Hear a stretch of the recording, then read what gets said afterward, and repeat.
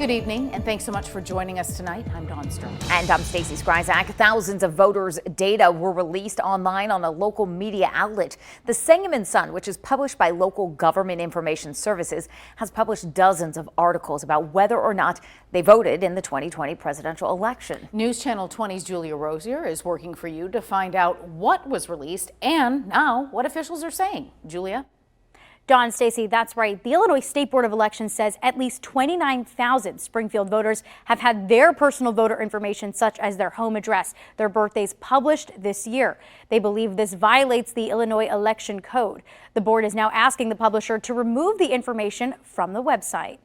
The Illinois State Board of Elections says at least 29,000 Springfield residents have had their personal voter information, including home addresses, birth dates, and whether or not they voted in the 2020 presidential election, published online. According to the State Board of Elections, the articles are posted on multiple Illinois websites operated by local government information services, including the Sangamon Sun. It had never been a problem before. Matt Dietrich, the public information officer for the Illinois State Board of Elections, says LGIS started posting earlier this year, but they were unaware of this until about 2 weeks ago when voters started calling. A lot of them are very upset because in this day and age, we all tend to guard our personal information.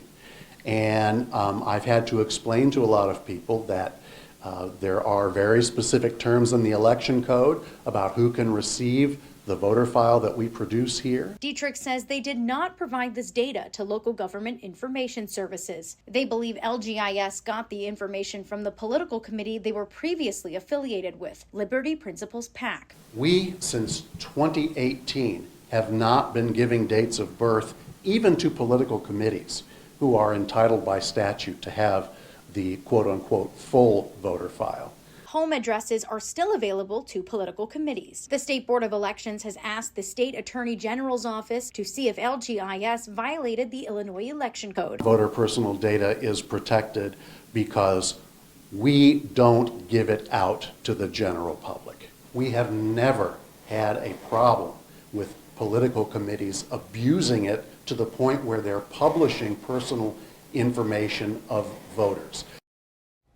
We reached out to the local government information services and the Sangamon Sun. We did not hear back from the Sangamon Sun, but we did try to reach out several times through the website for the local government information services, but an error message continued to pop up. In studio, I'm Julia Rosier. Back to you. Thanks, Julia. As of this afternoon, the articles and data are still on the websites.